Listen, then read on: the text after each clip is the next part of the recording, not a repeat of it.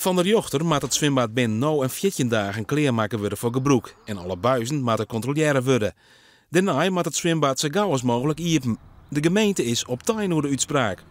Ik denk dat wij zo langzamerhand alle prikken in het werk stellen hebben om dit te bereiken, om het zwembad open te krijgen. Want het is natuurlijk zonde voor de jeugd dat het zwembad net open is. We binnen eerst al 2 maanden kwijt. Terwijl we heel uitdrukkelijk de afspraak hier met degene die het kochten, 1 maai open.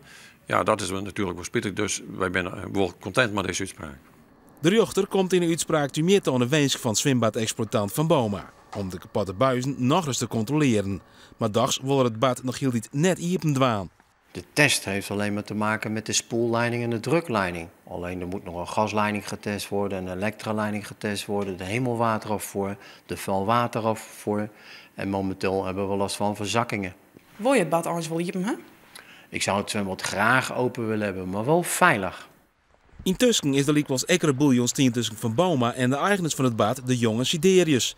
Die willen van het contract maar Van Boma af en spannen daarvoor een kwart pleit aan. Het is dus maar afwachten wanneer het zwembad in die weer open gaat.